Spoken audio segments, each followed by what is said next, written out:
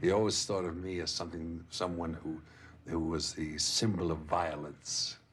Of course, I never knew this when I worked with him, because we never had words, we never had anything of that kind of nonsense. Nor did Sandy have with anybody else. He was a perfect gentleman. Well, only film buffs really know him. He's really almost unknown as far as mainstream directors. Directors of his time are being forgotten anyway. I mean, kids today don't even know who John Ford was. Terribly Scottish, stubbornly Scottish. That's what I think is so sad. He's a very honest, direct man, which I like to imagine most Scotsmen are. And you can't be too honest and too direct in the film industry.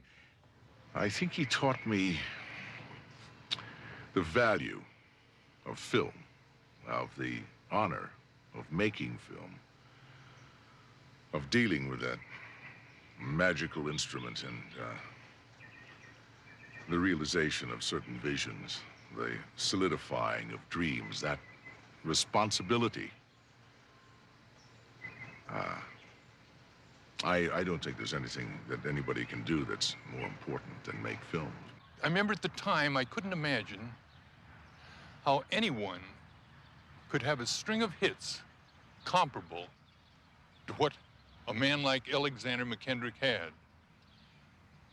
And I can remember when I finally met him, I believe that's the very first thing I asked him. How do you manage a string like that, Mackendrick? And he said, how do you think? And I believe I said, you must know when to walk away.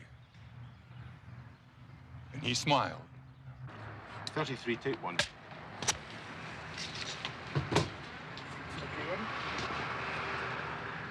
Thank you very much. And if they run the Indy 500 tomorrow, the traffic won't be any worse than it is right out there on the freeways today.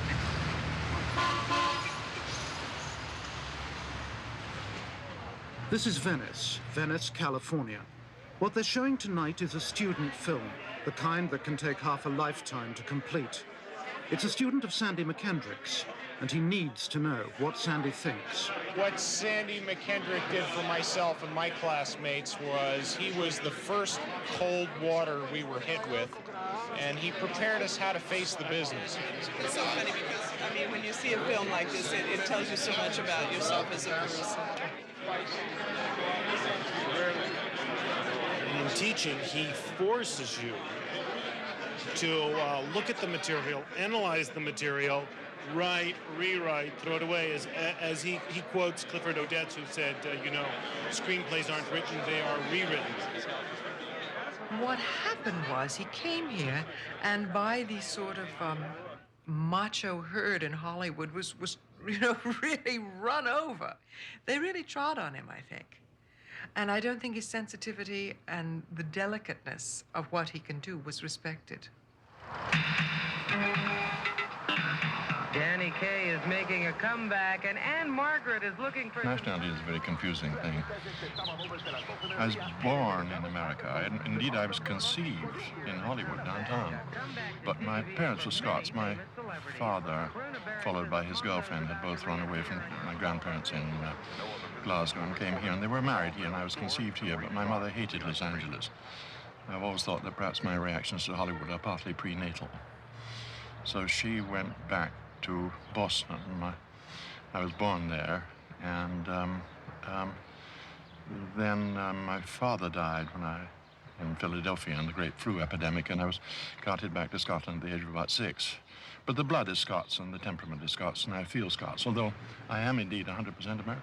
I was interested in theatre design and was a walk-on player at the Scottish National Players for a short while, in which I'd made a huge and terribly important discovery, which is I have no talent at all as an actor.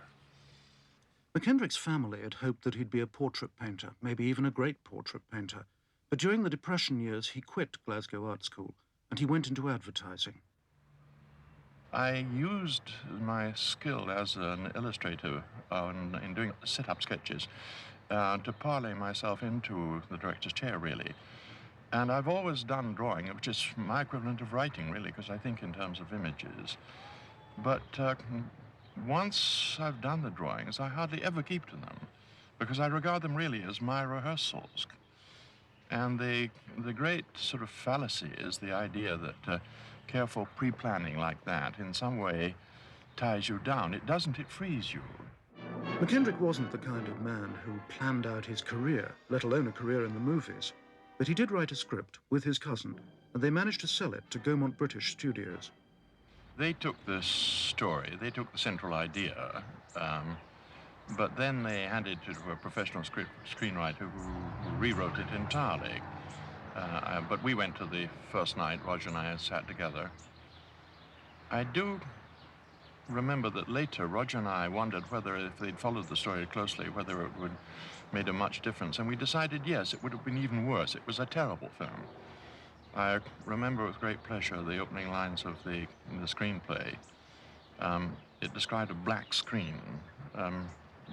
Film students love black screens. And the first line said that 4 headlamps stabbed the darkness. And then there followed a big chase with a big smash, and somebody's killed and so on. That's the beginning of the story. Well, there we were, and we saw our credit on the screen, and there was the black screen, but 1 headlamp stabbed the darkness. And it was a motorbike that came down and slowed down rather, and the star, Charles Farrell, got off the motorbicycle, spending a rather long time leaning it up against a phone booth, and went inside and had 5 minutes of conversation. And from then on, the connection with our original story was minimal. But it was an introduction to the movie business. When the Second World War broke out, Mackendrick wasn't called up because he was American, but he volunteered anyway to make propaganda films. When the Allies marched into Rome, somebody must have remembered that he had a past in the movies. The job was to find out what the Italians were doing about film and tell them to stop it. So I was really given a huge office, a palatial office. It had been one of the fascist offices with marble floors and great columns and so on. No furniture, a chair and a telephone on the chair. If you want to sit on the chair, you took the telephone and off and put it on the floor. And there I received applications for making films which I turned down. Except that late, I think after about a year or so, I did get permission to approve one. I'm rather proud of this story.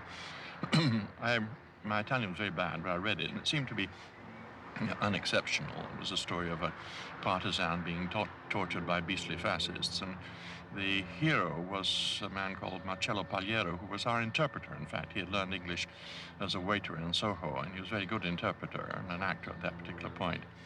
And they took me to a nightclub where I was introduced to a very vivacious, dark lady who sang sort of sexy songs and kissed bald men on the top of their heads. And she was to play the leading lady, and that turned out to be Anna Magnani, believe it or not. By the end of the war, Mackendrick reckoned he had had enough of propaganda. He gave up the safety of the advertising business and struck out on his own as a writer. He broke into movies at Ealing Studios, where Sir Michael Balcon was acting as father figure to a gang of unruly talents, and where the heart of the studio, what everyone called Stage 6, was really the Red Lion pub, where the studio emptied to talk and argue movies until closing time. It was very tough, but very enjoyable. And I was the only woman on the staff of the writers, you see. So I had to be very tough, too, and I was. And it was very much, as people called, you know, the boys of St. Michael's. It was like a school. We were doing a film called Dance Hall. Sandy and I were writing it, and Charlie Crichton was directing it. And there was one part in which Donald Houston had arrived with his girlfriend and went out of the dance hall and stood there. And the boys all said, he's contemplating suicide. And I said, how do you know? Do you have a balloon coming out of his head saying, I'm contemplating suicide? Is there a special look on his face? This went on all day. Sandy and me, Sandy, me, Sandy, me, Angus McBain, everybody. 6:45, Sandy looked at his watch and said, the bitch is right. We went over to the Red Lion. Ealing at that stage was going through a period in which their great ambition was to break into the American market.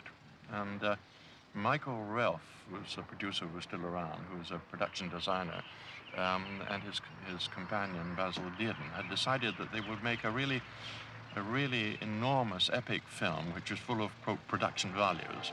It was planned to have huge sets and be the most costly film perhaps that Ealing had made to that date, locations in Czechoslovakia and so on. We wanted some high shots, you know, from the roofs, and he, I think, went up every single steeple in Czechoslovakia, in Prague rather, and I started off going up some of them, although I hate heights. And eventually, I discovered that really, by standing in the street below, you could tell that 90% of them were no good. But Stanley still went up and looked from the top every single time. You know, he just would leave no stone unturned.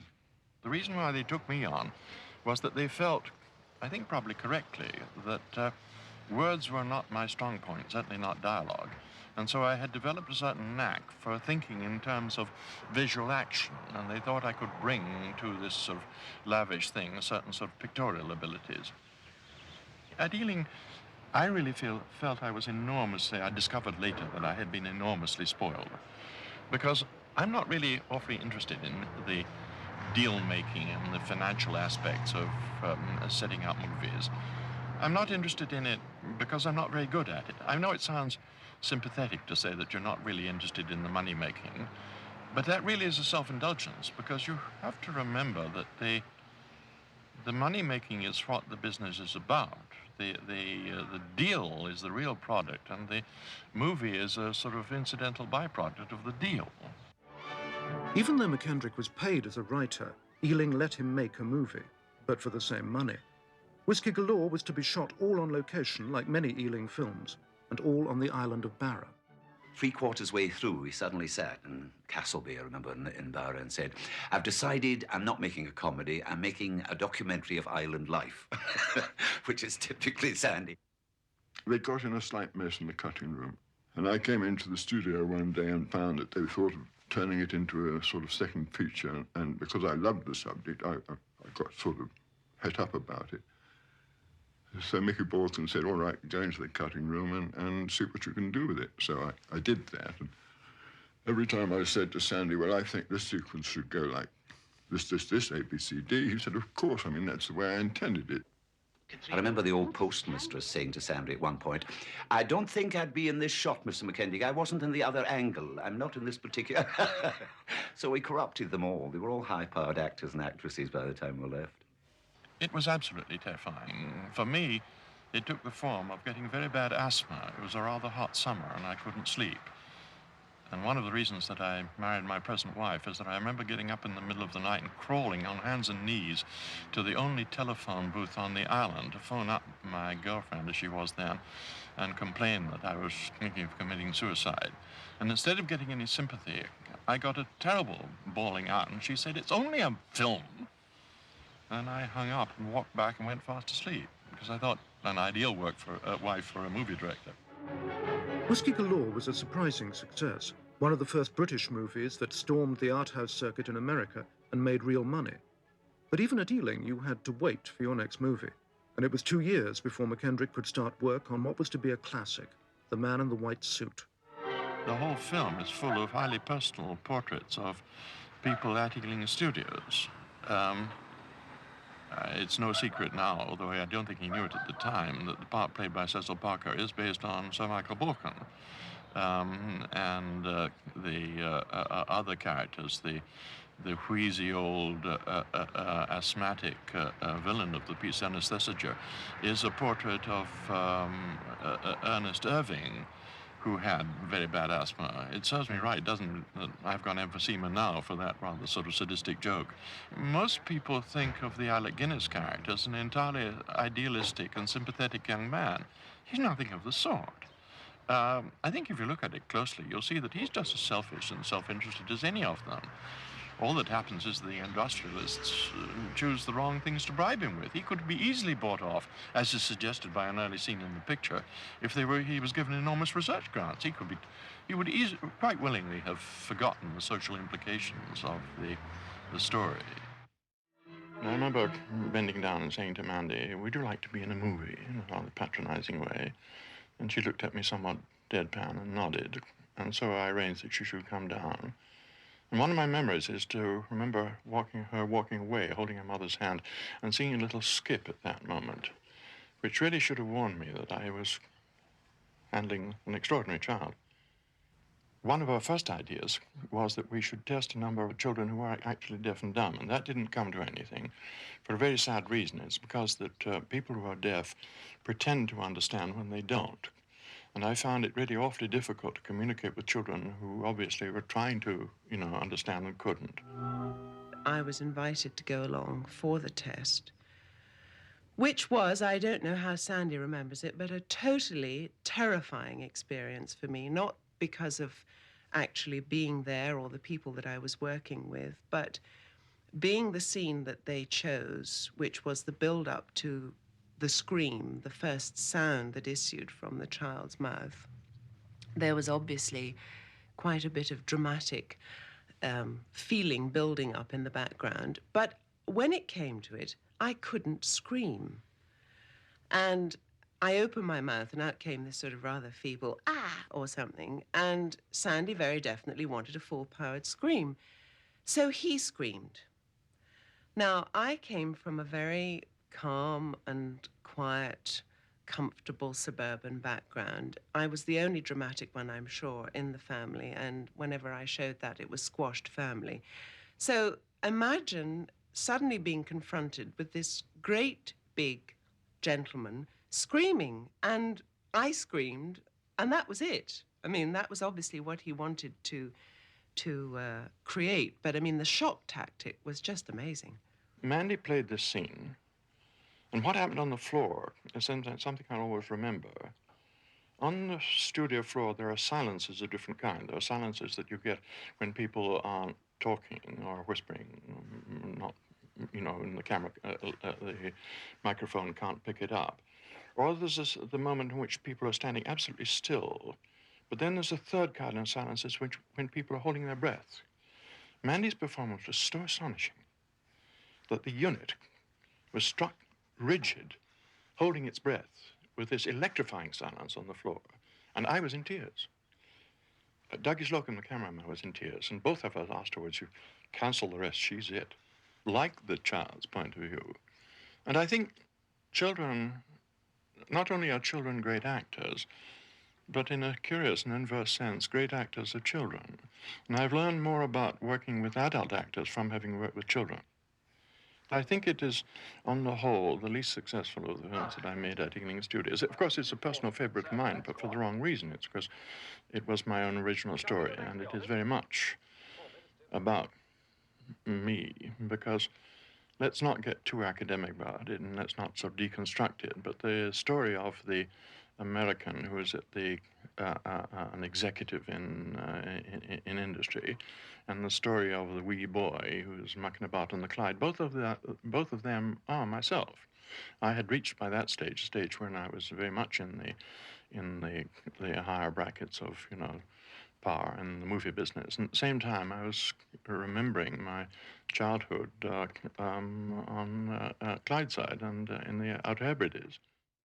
Alex's first suggestion for it was that he should play as a spastic. And in my office, he gave an imitation of a cripple here, which was really gruesome, horrendously funny, but stomach-turning in its effect. So we had to say, no, I'm sorry. So Michael Balcom will never stand for that. So Alec got rather annoyed, sulked for a little bit, and went away and looked out of the window. And when I went on talking about the script, he was snipping away with a pair of scissors, and he made some paper teeth, which he stuck in, and turned round and grinned at me. He had decided that his second choice, was to play it as an imitation of a friend of ours, the late Kenneth Tynan, who was a friend of Alex and a friend of mine. And that's what it was. I mean, the mannerisms of these false teeth and these lank, fair hair, and the long scarf that he keeps training on, and the habit of smoking a cigarette. All of those are imitations of Kenneth Tynan, slightly, more than slightly exaggerated for Gothic effect. The period during which you watch Alec develop those mannerisms of behavior is an exhilarating period for the director. And it's one in which I think you learn as a director to know your role as somebody who just sits back and watches and provides the space in which the actor can do his own work. This, I keep saying to students, is one of the hardest things for the director, particularly the young director, to learn, which is to watch, to listen, and to keep your mouth shut, to provide the support without intruding upon the space that the actor needs to work in. I don't recall him saying very much to me as an actor. I guess it's because he felt I was the epitome of evil.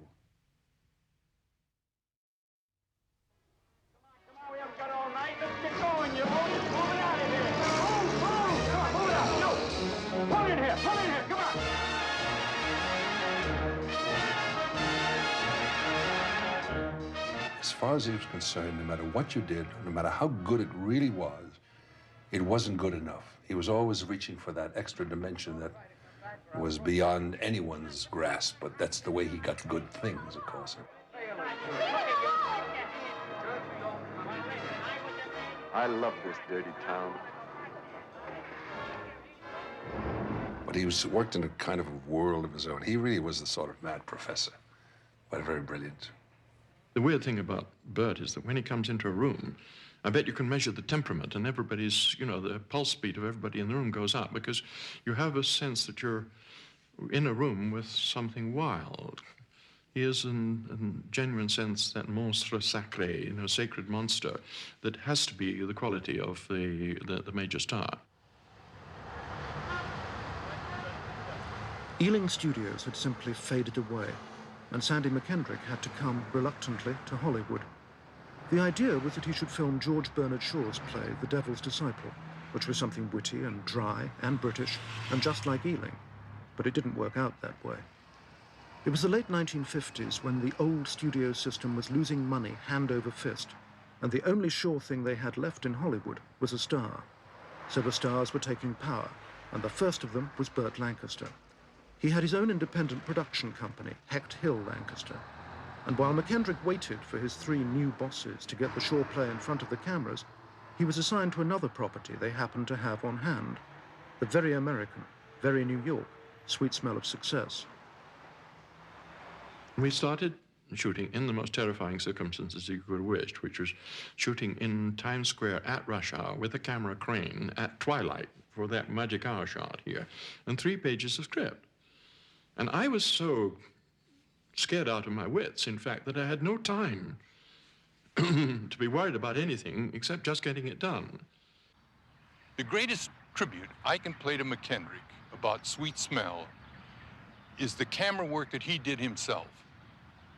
I'll never forget saying to Sir Carol Reed, who I'd done one picture with, and we're going to do another, and it had to do with New York, and we were all set.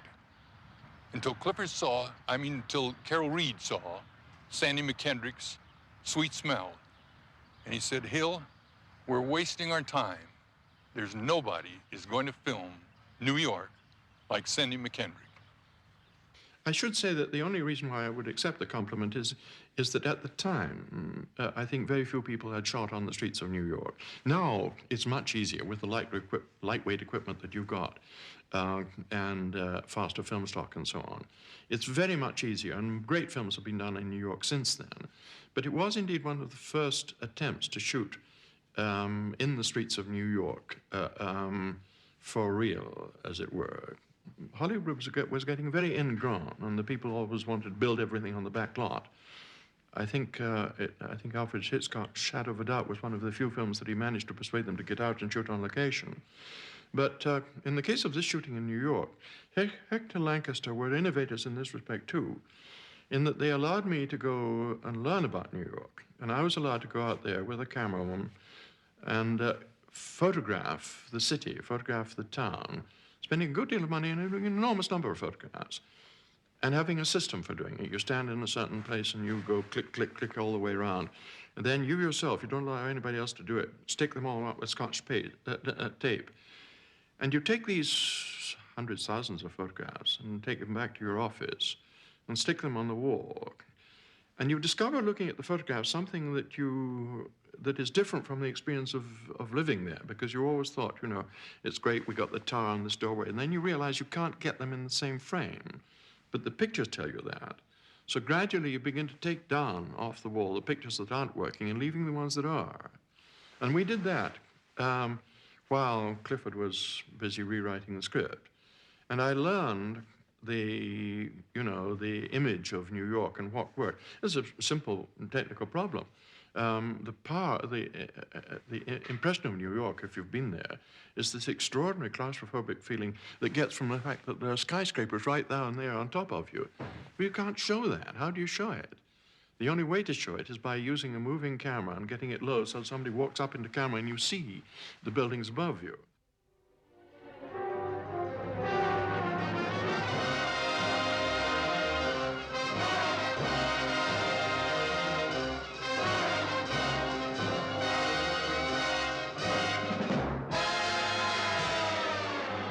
He was really brilliant, in our opinion, with the camera, the way he used it. Quite extraordinary. And one day he set up a movement. I say 42 moves, I might be exaggerating, but it was quite a lot. It certainly was 25 or 30 moves on a dolly, in which you moved into a close shot and you moved into side shots and you panned with different characters and all. For a scene that ran about 3.5 to 4 minutes on film, maybe 5, a fairly long scene, all in one shot, covering everybody. Well, of course, the crew went crazy, and they worked for about, I don't know, it was 3 o'clock in the afternoon before we started to shoot. We had rehearsed and rehearsed and rehearsed. The floor was a mass of tape marks where they had to stop, turn, go this way, move forward, move back, blah, blah, blah. And the scene involved the girl, Susan Harrison, Tony, and myself in Hunsaker, the character Hunsaker's apartment. And we did the scene. Sandy said, fine, do one more. Did it again, fine. Did one more. And he finished that one. He said, all right, print that. He said, I really don't like it. I really don't like it. He said, let's take up all the marks. Let's start all over again. Well, in addition to playing the lead in the picture, I was also nominally, not nominally, but in a manner of speaking, the producer, because it was my company doing it.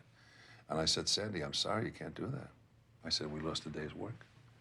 I said, if you want to take the tapes up, you better take them up at 11 o'clock in the morning.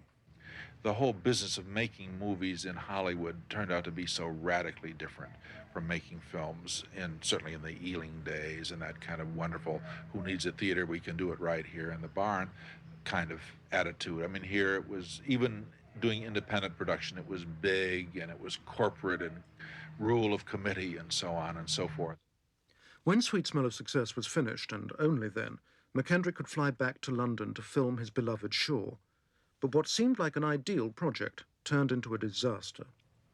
Sandy may disagree with me, but I have to tell you my version of it. In the hotel in London, as a matter of fact, Harold Heck said, Sandy, we have $1.5 million to do this picture. Can you bring it in 49 days? That was the schedule.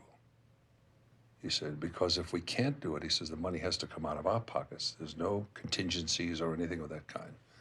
And we simply don't want to do that.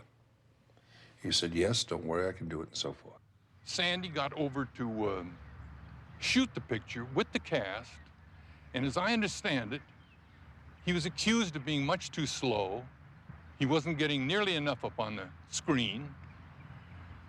And so it had to be Burt's decision, along with Harold, that they'd better remove Mackendrick as director of the picture. When people want to unload a director, the easy way is to claim, that he doesn't know what he's doing.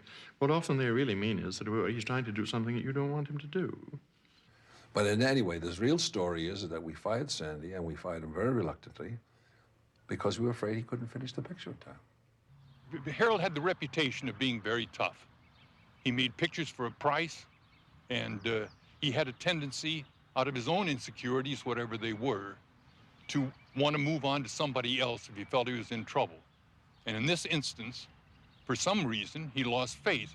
When I say Sandy, Sandy has a great background. And I know with that background, I know if he'd have stood and fought, he had to keep that job. I mean, my God, if he'd have phoned me or anything else, I would have been over there. So I can only feel that for whatever reason, Mackendrick somehow, if it was only his subconscious, wanted to walk away. In going back on these things that went wrong, there's something I'd like to say in which maybe account for my certain reluctance in it. One of the things that I think is good about Hollywood is that nobody ever goes back and explains what went wrong. Because most of us in the movie business, I mean, half of our work goes wrong, or things that aren't made and don't get off the ground. But the tradition in the West Coast and in America in general is don't talk about the things that are wrong, get on with what's right. So in a weird way, Hollywood never fails because failures are simply put out of mind. They didn't happen. For the next 6 years, Mackendrick had nothing much to do except take lunch and talk about deals and hope. And then in 1962, he got out of Hollywood to Africa to direct Edward G. Robinson in Sammy Going South, the story of a boy who loses his parents and struggles south through Africa to the Cape, finding himself on the way. Rather scary. The production manager came to me in the morning and said, "We're not shooting today." And I looked out and the sun was shining and said, "Why not?" And he said, "Eddie has had a heart attack and he's already on a plane. We're shooting in Africa at this moment." We found that what we had got was a prop man who was exactly the same build as Eddie was.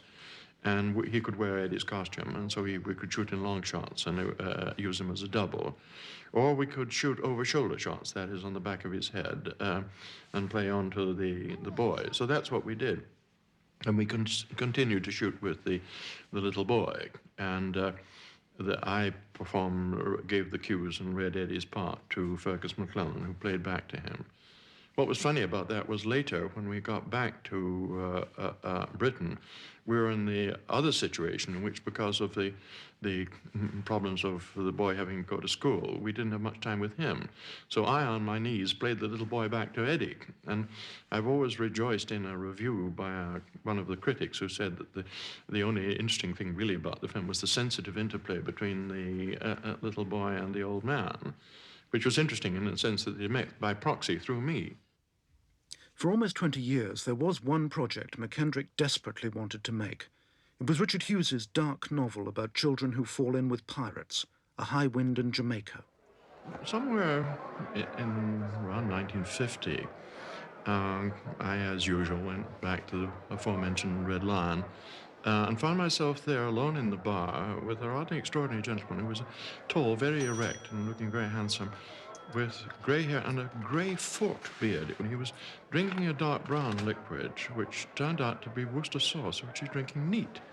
And I was a little astonished at this, and he explained that it's very good for a hangover. When my friend Monier Danishevsky came in and introduced me, this is Richard Hughes, the author of A High Wind in Jamaica, which I'd read before, and it's a great book, that. I went immediately back and read it again, and of course became absolutely enthralled, and went into the studio and said, "This is the film I most want to make." I think it was a mistake. I think, you know, second-rate books you can make films of, but two masterpieces never should really be transferred to the screen, and High Wind in Jamaica is a masterpiece. It was wonderful to watch him. It was he was producing the thing, he was directing it, he was helped building the sets, moving. He was doing more than anybody could ask, because he wanted this thing to be really good. And he wanted, you know, he felt very responsible to it. It was something that he dreamed about, as he's told me, for 20 years, huh? But then there was one really horrifying moment in which because of the rolling ship, the longboat, and it's a long boat, it's about 12 feet long, that is lashed to one side of this deck, this heaving deck, it came loose. And with these 5K brute arcs, you know, on board, this thing came crashing across the wet deck, and the children squealing and running around. And what one was witnessing something that could have been really a massacre of crew and children and whatever. Slocum tells me, and I'm appalled to think it's probably true, that he caught sight of me at this particular moment watching it with Olympian calm. I'm afraid that's probably the sort of way that you cope with, disasters. You just watch it and see what is going to happen. He was superb with them. And he never raised his voice to them. He would turn around after this little girl who kept looking in the thing all the time. Yes, darling, that's just right. He would go after her and just... He knew how to do that. I don't know how to do that. I would lose my patience with children, but he...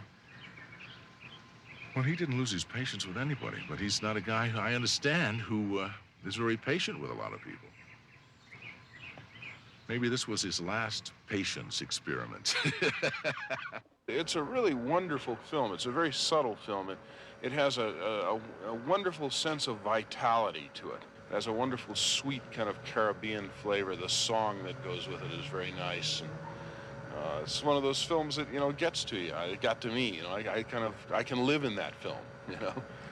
In effect, when it finally came out, Hughes liked the film, and I think it was a commercial failure.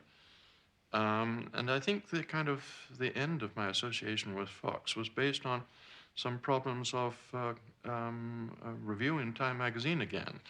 I thought it was a good review, but it started off saying Mackendrick has been very successful in directing little English films. Now, little must have made Zanuck's hair stand on end because it had been very expensive because of the production problems. But the review ended by saying has a curious aftertaste. It's a bit like listening to Shirley Temple sing The Good Ship Lollipop while dismembering a puppy. And, of course, the producers were appalled. But for my money, the strange thing is, that was very fair, because that is exactly the quality in Richard Hughes' strange little masterpiece. But even the greatest of movie makers still needs to eat, and so Mackendrick took on one last Hollywood assignment: Don't Make Waves. I can remember a picture that he made with Martin Ransohoff. I don't know why he took on the picture to begin with, but I always remember Sandy being on the set this day and saying to Sandy, "How's it going?" Sandy put out his tongue and went, "Ah." In other words, he was sort of throwing up. I said, "You get along all right with the producer?" Put a finger to his head as though he was going to shoot himself. I think he must have had what is indelicately known in the burlesque trade as the flop sweats. We all had it to some degree. And that's because Don't Make Waves was unfortunately about an essentially unlikable bunch of people. They were narcissists, they were backstabbing people, they were very superficial, greedy. There wasn't a redeeming one of them, but we were all doing our best. I mean, you know, when you're on a sinking ship, you bail like crazy. As a friend of mine once said, that if you have one non-success in town, it is like being a leper. You go around with a bell around your neck and someone preceding you saying, "Unclean, unclean," you know. And I'm not saying that that's exactly what happened to Sandy, because I think it was probably mutual. If I were Sandy, I'm not sure that I would have wanted to go on, given the legacy of Don't Make Waves.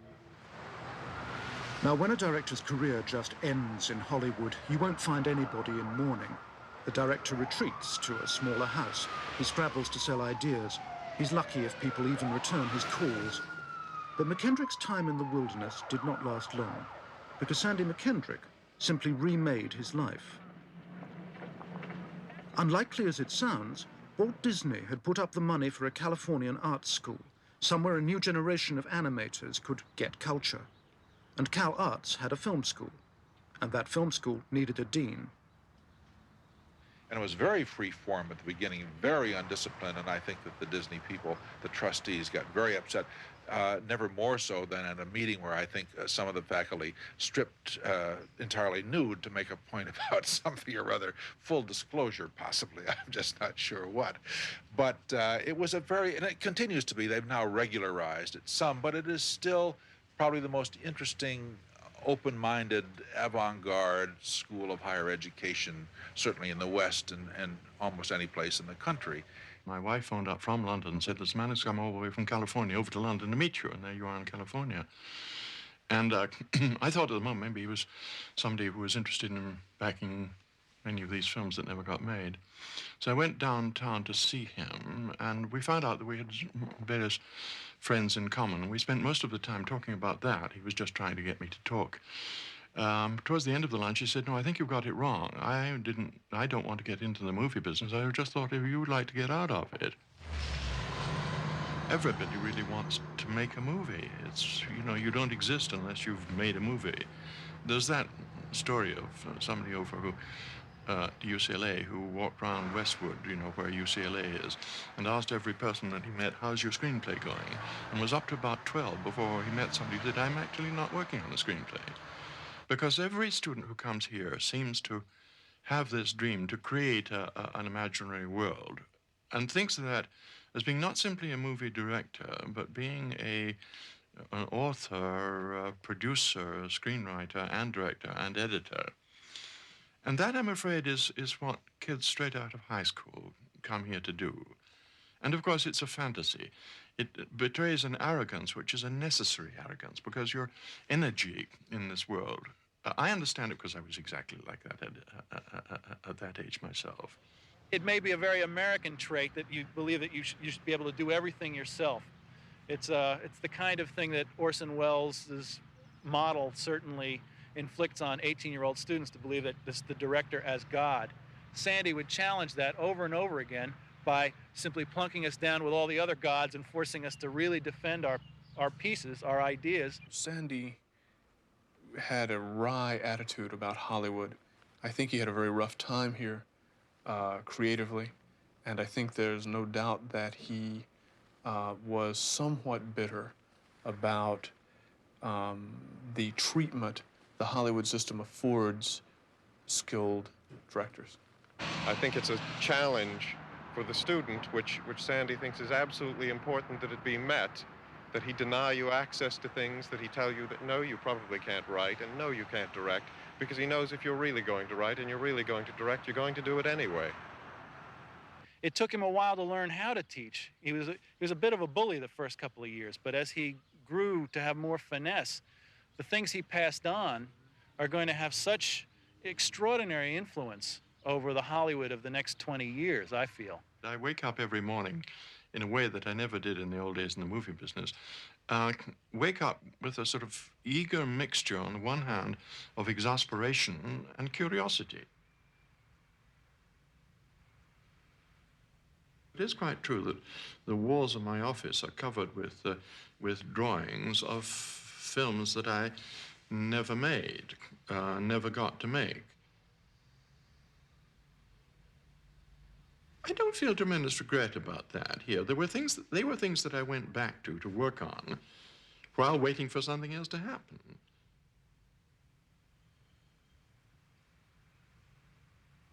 It's been suggested on occasion that things like Mary Queen of Scots, which I worked on for about 20 years or something like that here. It's probably a good thing that it never was made, because one can always go back to it and dream about it. I do remember one occasion, about a couple of years after I'd been teaching here, when I had to go down to Beverly Hills to post a letter, and I was trying to find a place to park my car. And as I maneuvered into a parking space, I suddenly realized that I had tensed up, my stomach was in a knot, and I wondered why it was. And then I realized that it was a parking space outside my ex-agent. And at that point, suddenly I felt relaxed, and I felt a relief that I wasn't in that business anymore. And that's when I knew I'd made the right decision. I know he is brilliant, that he has a fantastic mentality where he reaches for certain aspects of the film, where he sees it in different ways, always some way that's more revealing, more artistic, more profound. That his head's and shoulders above the average run-of-the-mill, so-called director, who just says, fine, cut, print, art, next setup here, blah, blah, blah. And believe me, there are some with great reputations who are very mundane in the manner in which they work. And he's certainly in a very special class.